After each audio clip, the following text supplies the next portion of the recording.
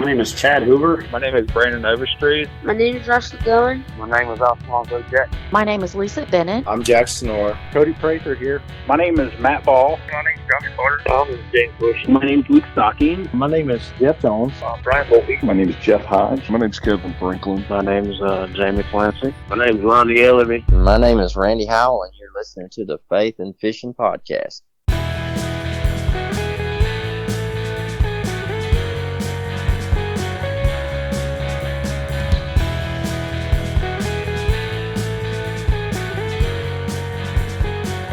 Hey y'all, welcome back to the Faith and Fishing Podcast, the podcast that's bringing you the stories of how God is working in and through fishermen from all around the fishing community. I'm your host Cam, and as always, we have another awesome interview for you this episode, this time with tournament kayak angler Chase Odeen. But I do have an announcement for y'all. There are 2 new t-shirts now available on the Faith and Fishing merch store. The first is a green shirt with orange accents featuring a quote from Russell Dillon. If y'all don't remember Russell, he is 13, and at the time of his interview on this show, he was 12, and he is battling an inoperable brain tumor. When I asked Russell to introduce himself, he started with, "My name is Russell Dillon. I have a brain tumor, but I don't worry about that. I just fish, fish, fish." So inspired by that quote, this shirt says, "I don't worry about my problem here. I just fish, fish, fish." And hopefully this shirt can be an inspiration to you. I know Russell has been a huge inspiration to me. The other shirt is black and orange and features a quote from Lonnie Ellaby. Lonnie is one of the only 2 guests who have been on the show for 2 different interviews, and one of those interviews was our racism discussion. I don't remember what question I asked or what brought it up, but Lonnie answered, "Just make being a good person a priority." And that has stuck with me ever since, so it's on a t-shirt now. Both of those episodes you can go back and listen to. I think both are pretty awesome, and if you haven't heard Russell's interview, Lonnie's interview, or our discussion on racism, I definitely encourage you to go do so. Be on the lookout because we are extremely close to 2,000 total plays, and by the time this airs, we may have already reached it, but when we do, I'm going to be doing a giveaway for a free shirt. It can be one of those 2, or it can be a Faith and Fishing logo shirt. Either way, that's not too far away. So follow Instagram at Faith and Fishing Pod to check that one out. Before we jump into the product spotlight, I wanted to shout out Savior Outdoors and their retrieval devices. They've sure saved me a lot of money. Be sure to check them out at SaviorOutdoors.com and use promo code FNFP15 to save on your order. And I also wanted to shout out Vector Hooks. You can find them at vectorhooks.com, and they make hooks that are super sharp, super strong, and won't rust. Alright, so let's turn the spotlights on, and let's talk about a simple but awesome product that I have come to rely on.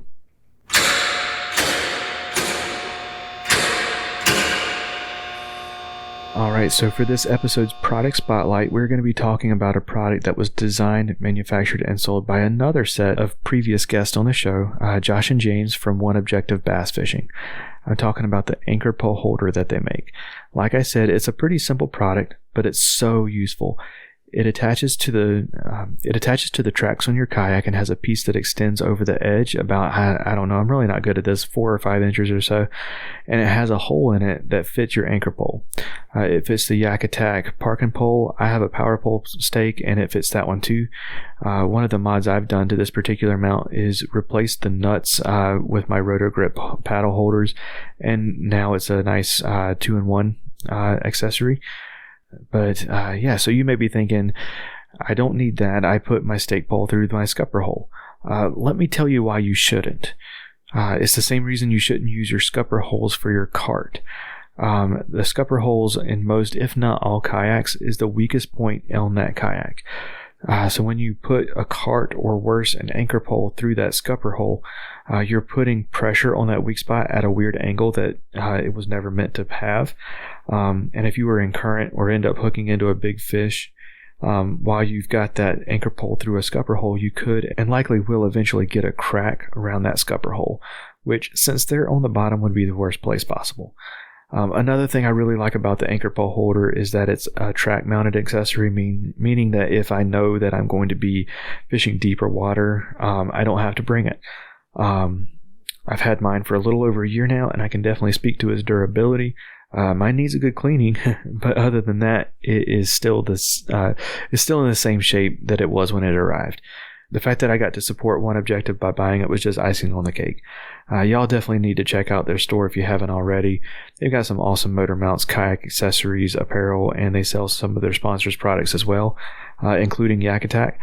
So head on over to oneobjectivebf.com. It says one spelled out, oneobjectivebf.com. Check them out, and don't worry about having to remember it. It'll be in the show notes. All right, so let's get Chase introduced.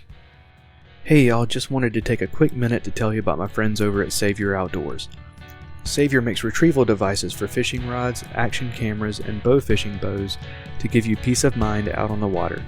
Attach this out-of-the-way compact float on your gear, and when, not if, it ends up in the water, it releases a float so you can get it back. And reload kits get your device ready for your next outing. Head on over to SaviorOutdoors.com, that's SAVUR Outdoors.com, to learn more, and hit the shop tab and use promo code FNFP15 to save on your order. So this was an interesting interview for a couple different reasons. One, of course, Chase. And two, this was my first West Coast interview, with Chase living about as far out to the west as you can get in the state of Washington. And I'm not used to having to stay up that late. So hopefully that doesn't show too much.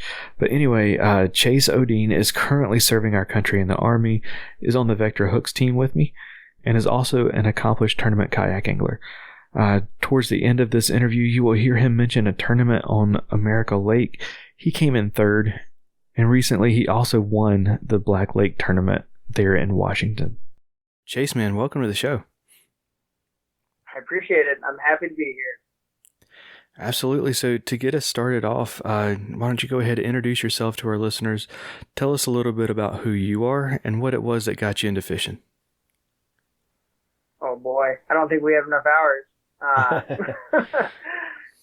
So, my name is Chase Odeen. I live in the Pacific Northwest, in the state of Washington, on the west side of Washington. And unless you live here, you probably don't understand the importance of that, but it means that I can fish year-round.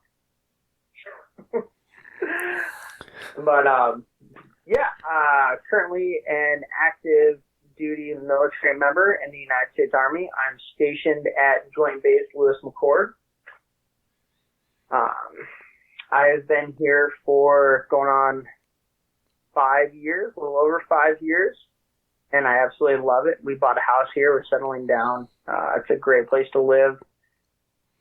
I mean, there's a new adventure around the corner every weekend, so we love making trips as a family. I'm married. Have been happily married now for 7 years, and I have a 6-year-old son named Vincent. He's a roundhouse kick to the teeth, but great kid. love him to death. Just very excited about life and everything else. Sure, you'll be experiencing that very soon. For sure.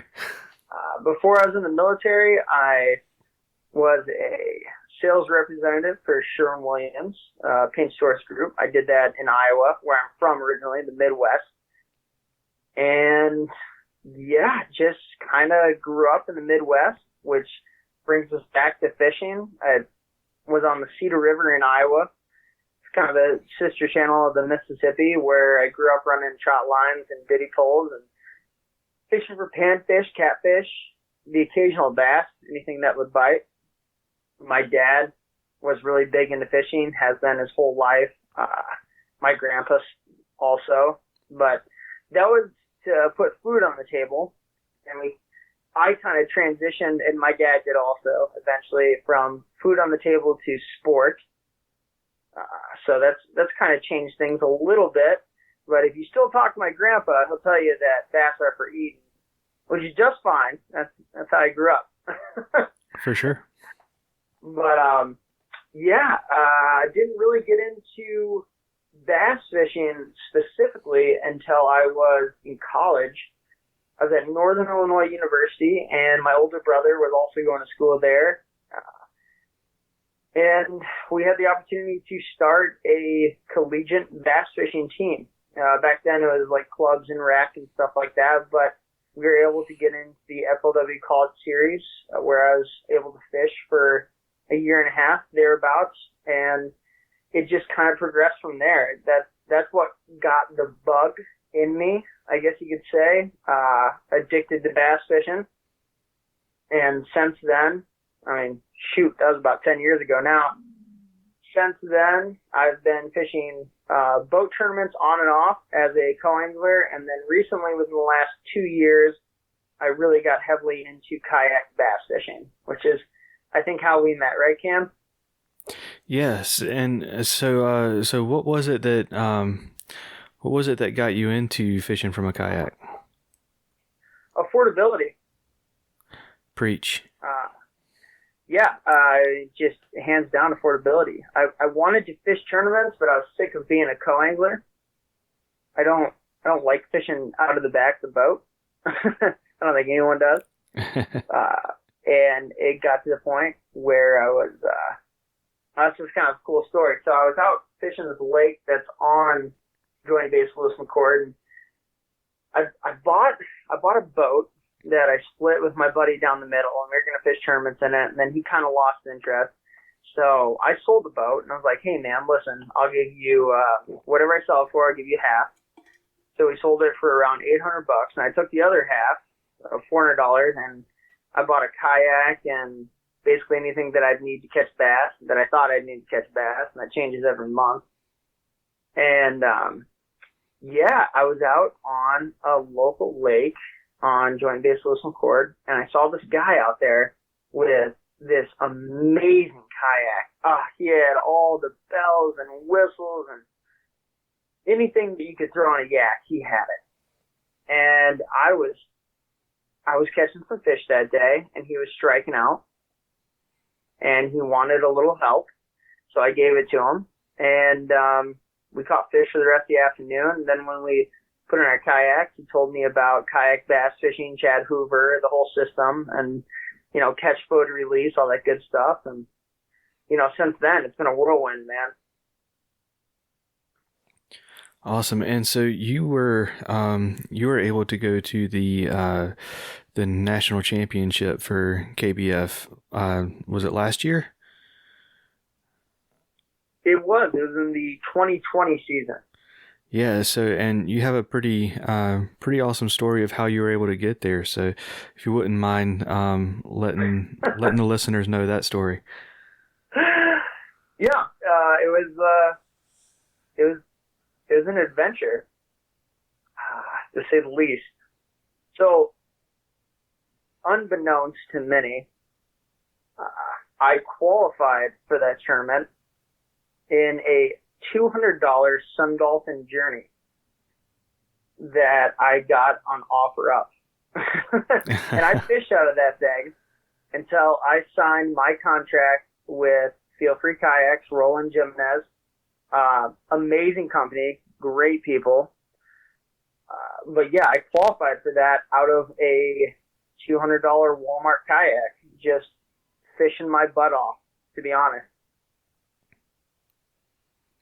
And how many times did you end up in the water off of that journey?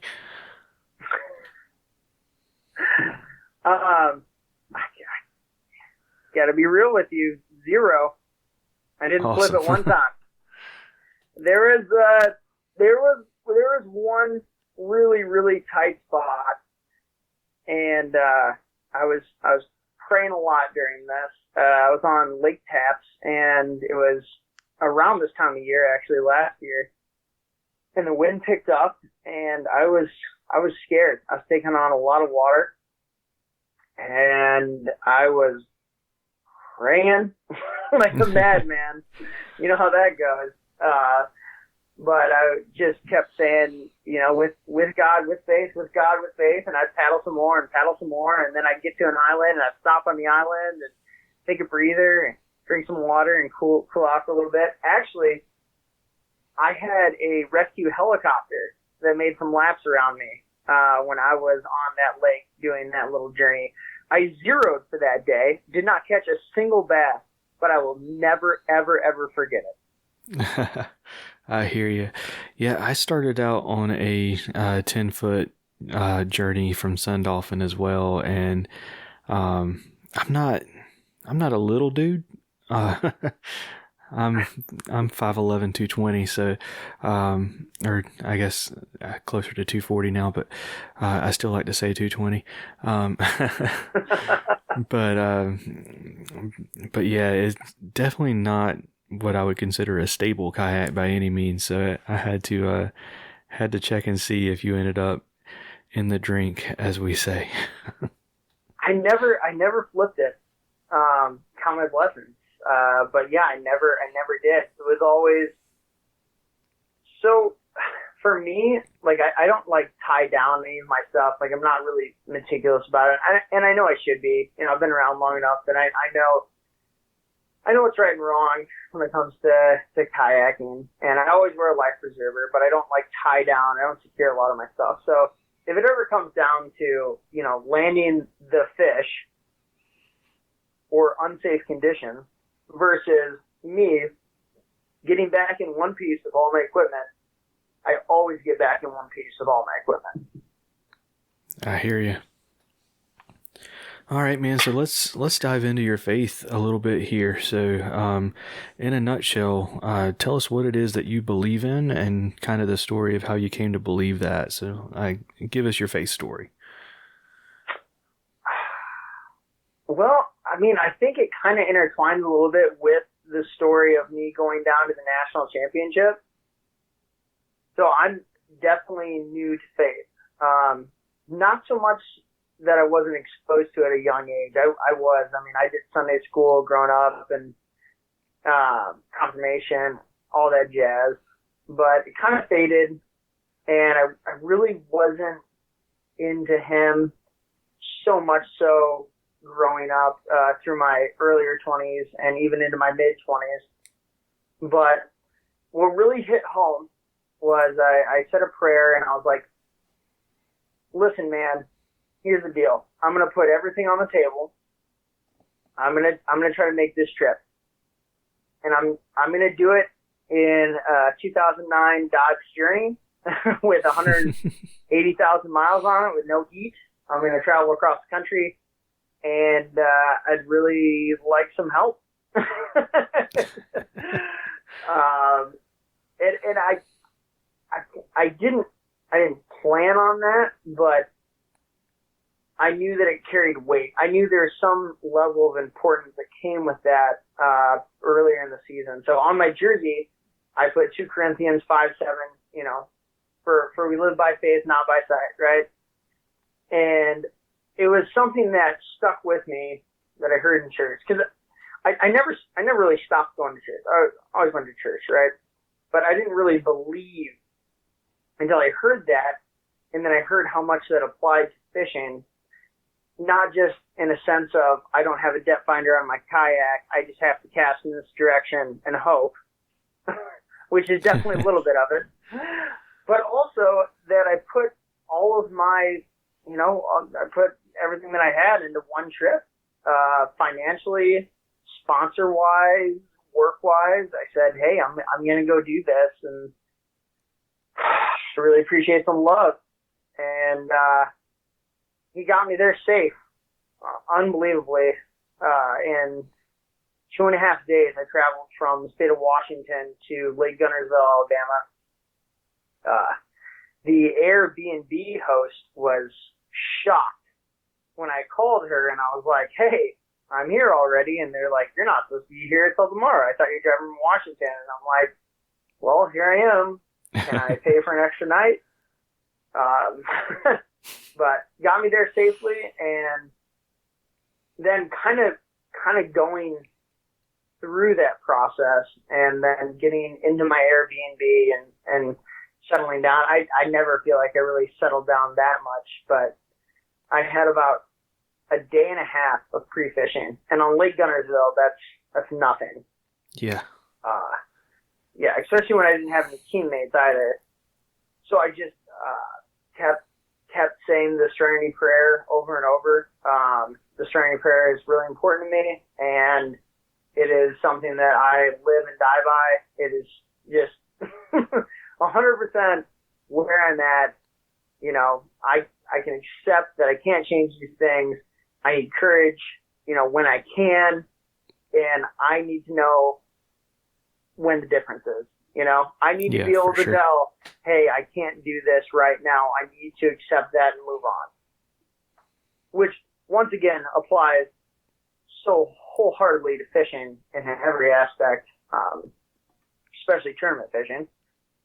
But anywho, I got settled in and fished for a while and rolled the dice on the first day and put in somewhere, because I really never found a pattern in that day and a half. I mean, how can you? And rolled the dice. I put in this new spot, and I thought it was going to be hot. And I caught a couple bass here and there. Didn't really do that great. And then the next day, I mean, that's when it really got heavy for me. So I believe in kind of a wheel of focus. That, like I said, I'm going to get kind of deep here, man. I believe in like a wheel of focus, and it's got spokes, right? And you know, the first spoke is commitment, and the next one is mental readiness, positive images, confidence, distraction control, and then continuous learning, right? Those are all the spokes of the wheel of focus, right? And I realized at the end of day one that I was so far away from at least 3 of those spokes that there's no way I was going to catch fish. So I prayed on it for a really long time, asked for forgiveness for a really long time, called my dad, called my wife, got recentered, right? The sport channel got recentered. And I decided that I was going to go for pro. So before I even went to my next spot, which I had a hunch, but it wasn't that good of a hunch. I was still kind of guessing. Before I even went there, I tied on all of my favorite lures, my absolute favorites. I know anywhere in the country I can catch bass on this, right? That's that confidence and commitment level. And I went to a brand new spot, and within the first hour, within the first hour of day 2, I caught 21 and a half inch bass, 22 inches right in there. It was a tank. Gunnersville Giant. Awesome. And after that, I was rolling. Like, I knew what I needed to do. I only retied if I thought my line was starting to get a little weak, and then I keep fishing. And I didn't fish typical Gunnersville style things. I fished what I knew and what I loved. I ignored the local bait and tackle shop, and I wish I would have done it on the first day, but you live and you learn. You know, that's that going back to the little wheel of focus we talked about. That's that ongoing learning part, right? Of, hey, none of these things worked. I'm in the moment. I can adjust. I can make changes, and I can be a better bass fisherman. For sure. All right, and so I want to talk a little bit more about this wheel of focus. So, whenever, so you said you had the spokes, and so is the goal to be like right in the center with equal distance to all of the spokes, or what should the wheel of focus look like? Well, ideally, the wheel of focus will be perfectly balanced, but it never is. And it all depends on self. You're going to prefer different spokes more so than another one. For me, I go straight for confidence, mental readiness, positive images, commitment, right? Like, that's what I go for right away, because I'm comfortable with those things, and I know, hey, I'm going to get on this body of water, I'm going to catch bass. I'm committed to catching bass. I visualize myself in this kayak catching bass. What I have issues with are distraction control and ongoing learning. I have a hard time recentering myself on why I'm there, what I'm trying to actually do, and what I need to do to accomplish those things. Because confidence and commitment can't get you there.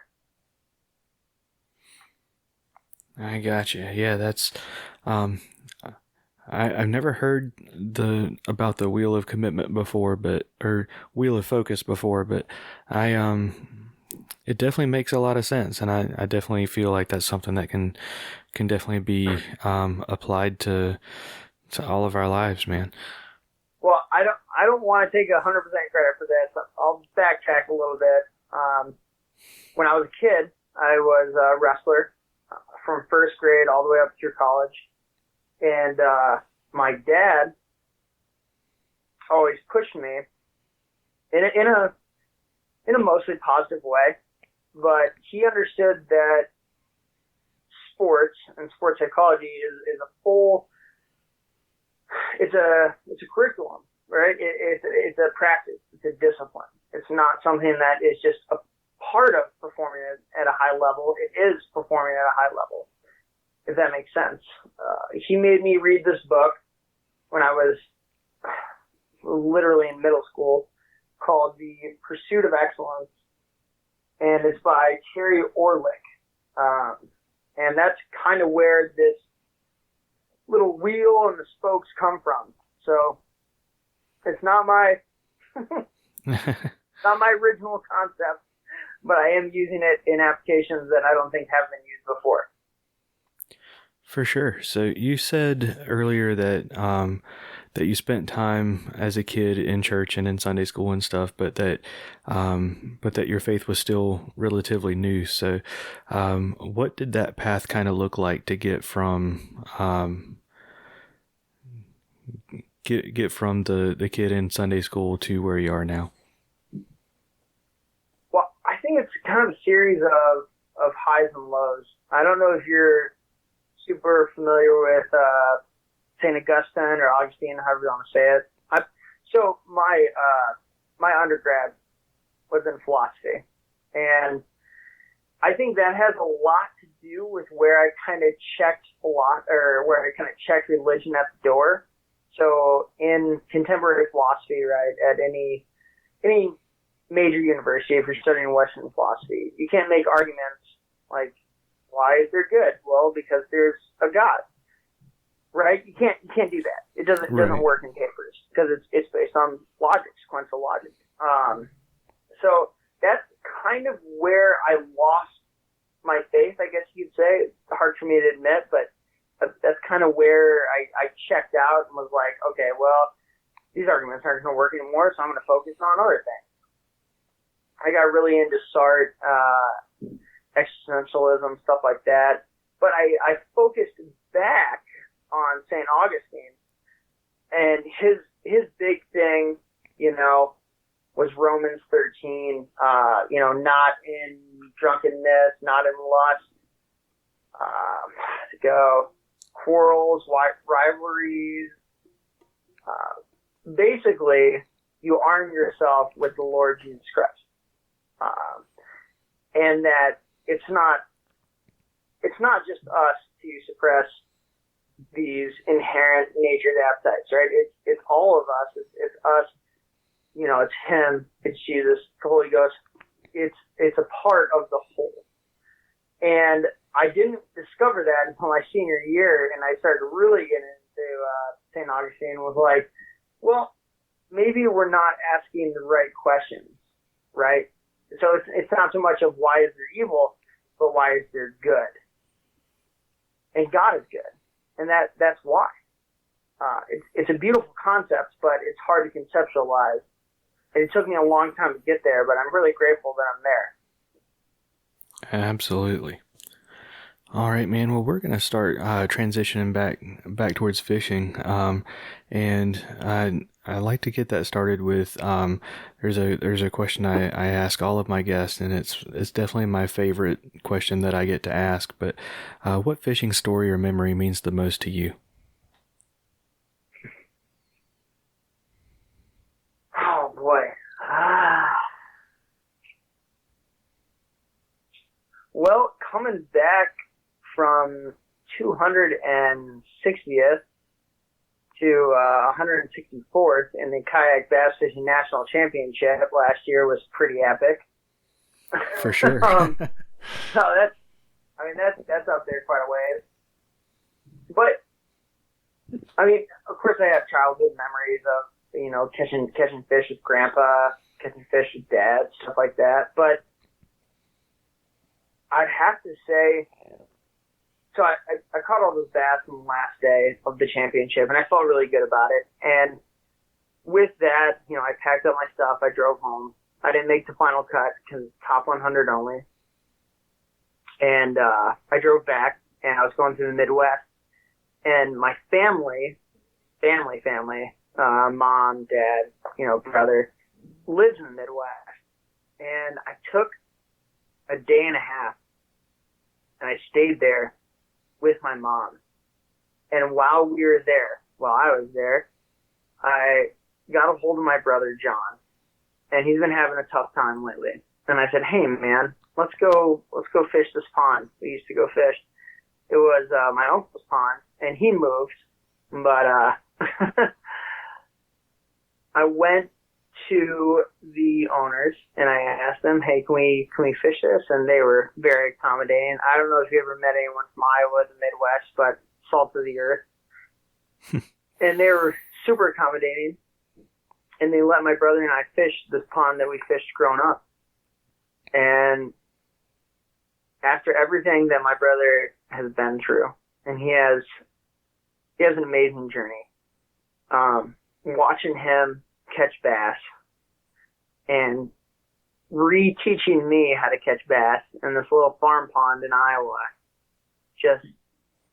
it struck me in a really positive way. And I knew it was a special moment. So I took as many pictures as I could, and then he got mad at me, and I put away the phone. But it was perfect. We fished my buddy's farm pond growing up, and then my uncle's pond all on the same day. We went back to the sand pit where we grew up. It's like a quarter of a mile away from the house that we grew up in, and it was just really special, man. Like it was perfect. And it felt so good to give him that amount of joy from something so simple that I do every day, but he hasn't went fishing in years, and he didn't have any equipment. Like, he didn't have any of the stuff, didn't know where to go, what to do, any of that. And I just let him back into that world again, which is the greatest feeling ever. That's awesome. So my fishing buddy has asked me to ask this question to all of the people who get to fish so much more than he does. But I know as kayak anglers, we typically don't spend a lot of time fishing side by side with somebody. But whenever you are fishing with somebody, what's your typical conversation centered around? What's Biden?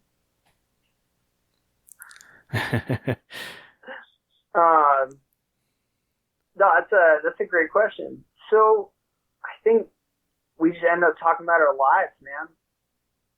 It's like this is a natural progression of, hey, this worked, this didn't, this worked, this didn't. Hey, what do you got going on? Oh yeah, I'm doing this. Hey, what do you got going on? Oh yeah, I'm doing this. And then it kind of just circulates back to fishing again. For sure. And it always feels like whenever you're out on the water with somebody, it feels like such a safe space to be able to talk about stuff. So. It's a safe space, man.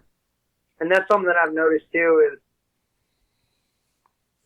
I've thought about it a lot. I tend to reflect quite a bit.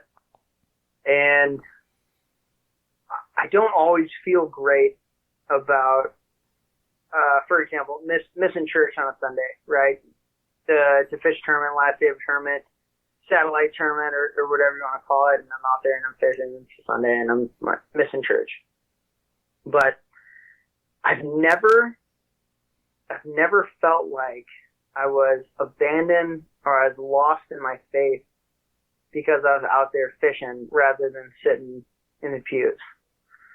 And I think the same thing can be applied to what you're conversing about of the dynamic relationship between anglers, the water, and fishing. There's something spiritually comforting about that exact moment that's hard to release. Does that make sense? Yeah, absolutely. And along that same line, have there been any times out on the water you can think of that have affected your faith in any way?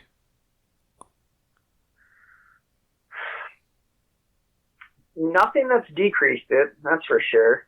But I had he's still a good buddy, but we were a lot closer. And we would sit there and we'd talk about the importance of Christ in our lives, while we fished. And I think that was also part of my spiritual journey of kind of a transition to this is important to him. Maybe I don't care that much, but I'm just out there and I'm going to talk anyways. So it's kind of the inverse of what you'd expect from this conversation, I'm guessing. So he would talk to me about it, and I'd be like, yeah, I guess. But then, like, the more we talked and, the further we got along, fishing, catching bass, catching whatever, and moving down the path of faith. It's funny how that kind of works, isn't it? Yeah. For sure. All right, man. So is there a particular fish that you haven't caught yet that sits at the top of your bucket list? Peacock bass. For sure. That's on a lot of people's. It's definitely on mine too. Yep. I caught snakehead when I was when I used to live in Iowa as an adult, not as a kid, as an adult, and I was working as sales rep for Sherwin-Williams. Oh man, that's a great story. So I was fishing the sloughs of the Mississippi. And the cool thing about the Ole Miss is that when she gets real high, she backs up the sloughs. The sloughs, they feed the water, they feed the water into the crops and everything else. But at the same time, fish get trapped in these sloughs. They're like creeks, but they're man-made creeks, right? Right. So there's a culver that I used to always go fish. And I always had rods on me, and I'd fish it and fish it and fish it and fish it and, catch a few bass here, a few bass there. And then one day I caught a bass that was fighting me like crazy. And when I brought it up, I was like, that is not a bass. I was freaking out. So I did what any 25-year-old kid does, and I took a bunch of pictures and I sent it to my dad. And he's like, that's a snakehead. And I was like, oh, voila, there you go. So that is not on my bucket list. I'd like to get bigger snakehead. Very cool. But yeah, peacock bass is definitely one of them. Pretty much any freshwater fish, I can guarantee you that I've caught, even the weird ones. All the way from sturgeon to all your panfish, catfish, walleye, all that stuff. All right. Whenever you caught that snakehead, you didn't try to lip it, did you? No. The phone call to my dad was before I tried to lip it. Okay. What about a particular fishing spot? Is there one of those that sits at the top of your bucket list? Well, it's not my bucket list, but I've got this weird obsession with Lake Gunnersville. I've fished it a few times, actually. When I was getting into bass fishing in college, my dad took my brother and I on a little retreat down there. We got a cabin on the lake and did some bass fishing, and then I recently just went there in October 2020 for the national championship. But just something about it is kind of magical.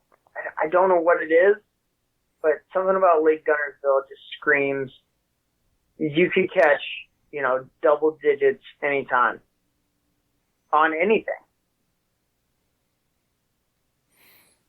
Yeah, I'm definitely going to have to get out to Gunnersville at some point, for sure. It's a sick obsession, let me tell you. All right, man. So with all of our guests, we do a segment that it's pretty self-explanatory, but it's a lot of fun. It's called What's Your Favorite? So I'm going to ask you your favorite in a few different categories here, and we get it started off with what's your favorite scripture? 2 Corinthians 5:7. For we live by faith, not by sight. Absolutely. That one's a special one to me too. For sure. What about a favorite Bible story? Ooh.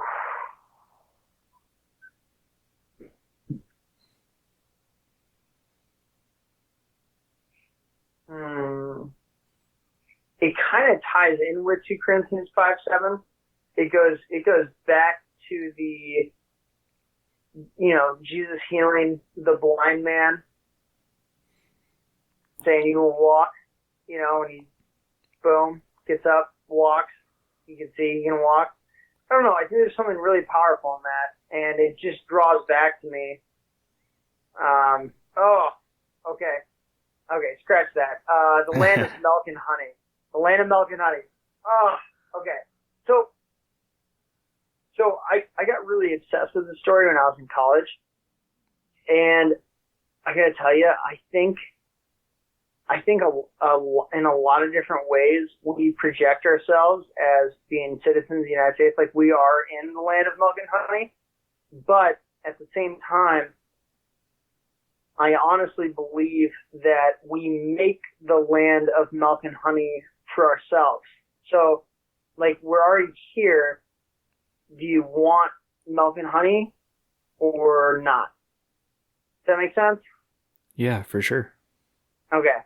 So that's, land of milk and honey. That's a money one. Love that one. Awesome. So since you've caught so many different fish, what's your favorite fish to catch? Smallmouth bass. Hands down. You are not alone. I feel so left out because I haven't caught one yet, but pretty much everyone, I'm not going to say everyone, but so many of the interviews I've had, that's been their favorite to catch. Well, 5-pound smallie feels like a 10-pound largemouth. I'll tell you that much. That's what I keep hearing. All right, man. So what's your favorite fish to fish for then? Well, I'm in the Pacific Northwest, so smallies. All right. What about your favorite fish to eat? Ooh. Oh, man. You ever had catfish cheeks? Oh, yeah. Okay. So not catfish, but catfish cheeks, flathead cheeks specifically, or blue cat. I think they're a little sweeter. Okay. Absolutely. How do you like them cooked? Is that a serious question? Right. Okay. And shore lunch. Absolutely. I was wondering if being from Washington, you were going to have to default to salmon, but you're probably tired of it. Yeah, no kidding. All right, man. So while we're on the subject of food, what's your favorite fishing snack? Ooh. So Gordettos, but just the bagel chips. Okay. The bagel chips. Oh, okay, that, but with a ham and cheese sandwich. I mean, like plain Jane ham and cheese. I'm serious. There's nothing. If you've been paddling for 3-4 miles and you have a ham and cheese sandwich in your lunch pack, and you got some bagel Gordettos in there with you, you're good for the rest of the day, man. That's gonna set you on the right path. Awesome. And I won't ask for any GPS coordinates or secret spots, but what's your favorite body of water to fish?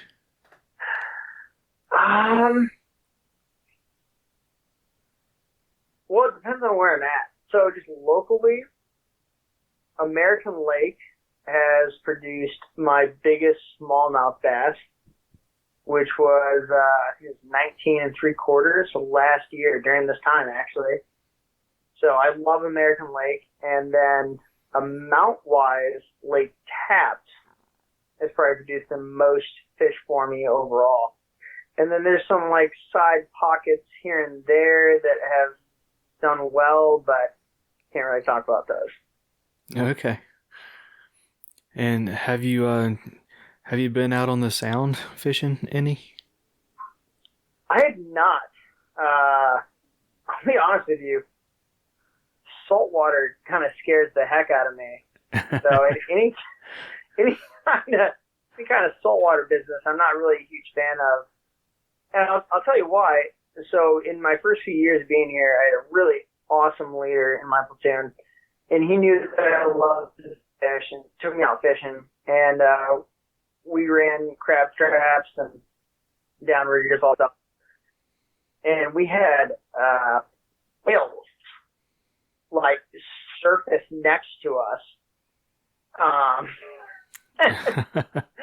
Well, after that, I was like, I'm not ever going to do this in a kayak forever. I hear you. All right, man. Little self-preservation there. Yeah, definitely. So, I don't want you to have to give away too many secrets, and you don't have to answer if you don't want to, but what's your favorite lure to throw?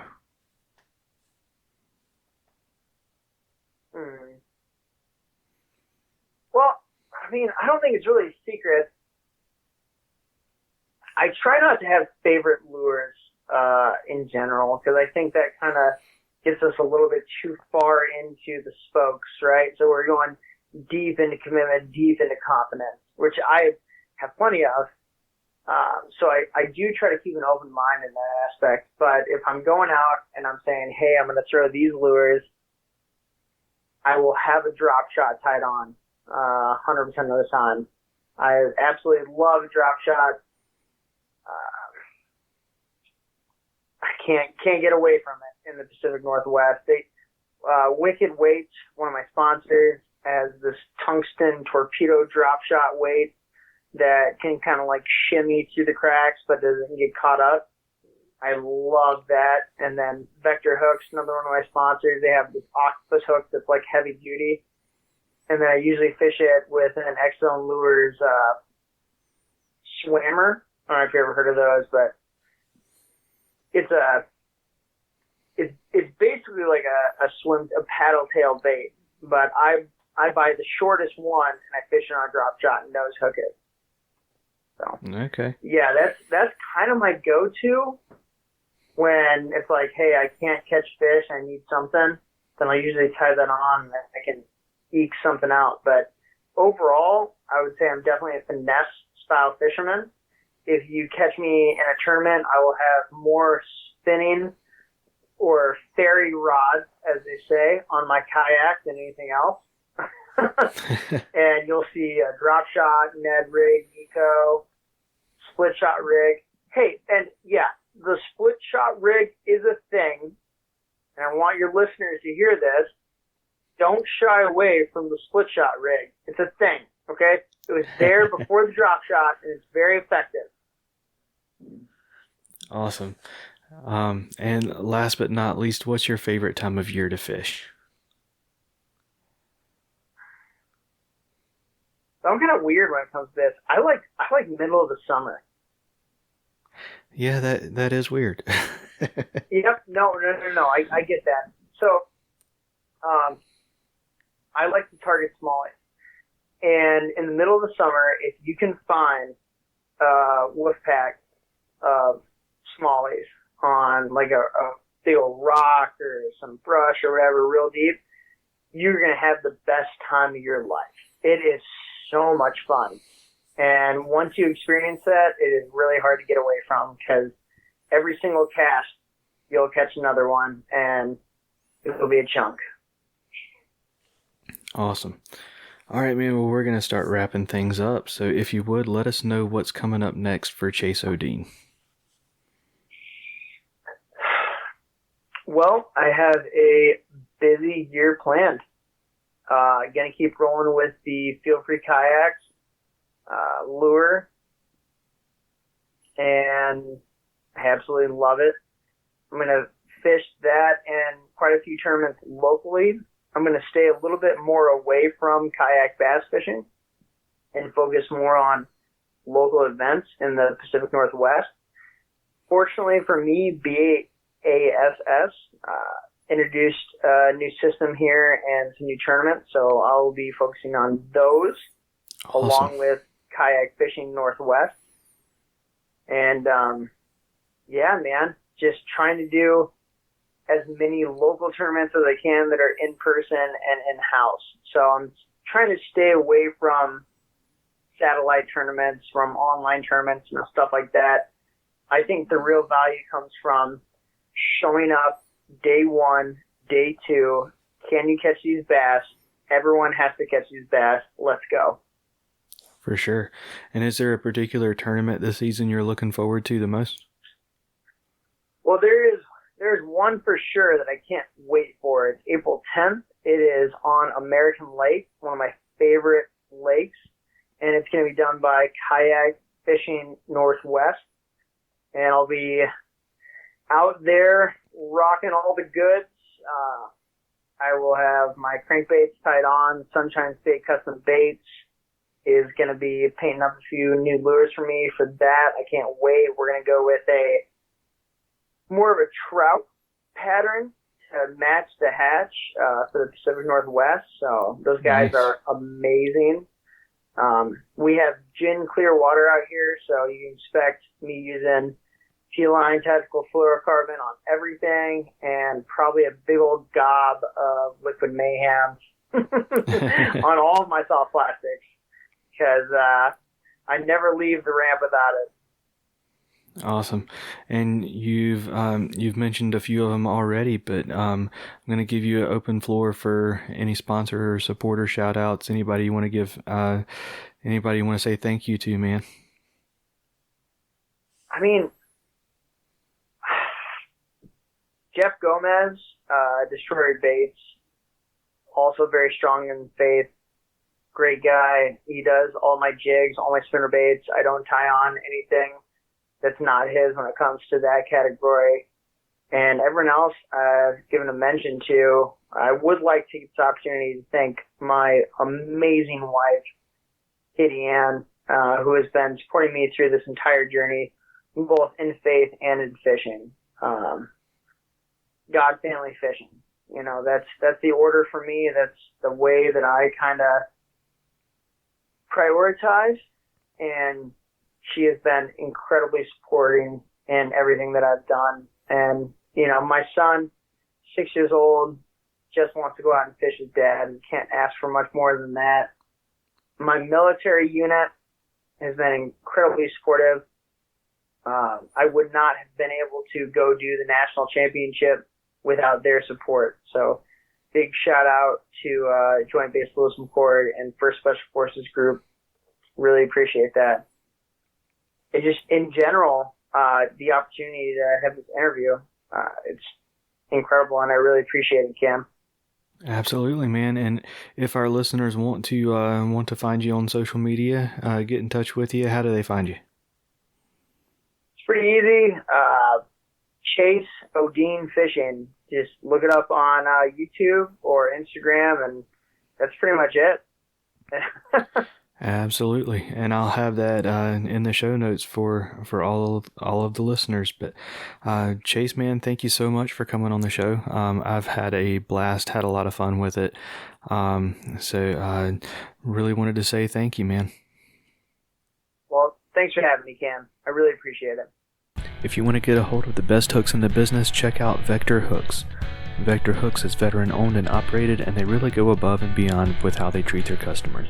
They make hooks for all kinds of applications, presentations, baits, and techniques that are stout and strong, and with these things being chemically sharpened, let me tell you, their slogan is, "Man, these things are sharp for a reason." Check them out today at www.vectorhooks.com. That's VECTOR hooks.com. Another huge thank you to Chase for coming on the show and sharing his story and about the Wheel of Focus with us. Links to Chase's social media and YouTube channel will be in the show notes, as well as links to the One Objective anchor pole holder, all things faith and fishing, including the new shirts, Save Your Outdoors, and Vector Hooks. So that's going to do it for this episode. Y'all take care, and God bless. Thank y'all for listening to the Faith and Fishing Podcast. Be sure to give us a rating and a review if you enjoy the show. And follow the show on Instagram at Faith and Fishing Pod or at facebook.com/faithandfishing. Be sure to reach out to one of the amazing pastors in your community if you have questions about faith, and make sure you join the Faith and Fishing community on Facebook. Special thanks goes to Tyler Worrell, the graphic designer behind the Faith and Fishing logo. The Faith and Fishing Podcast is produced by Cam Steele, and the music for the show is written, recorded, and performed by Jonathan Inthlanzy and Cam Steele. Thanks again for listening. Y'all take care, and God bless.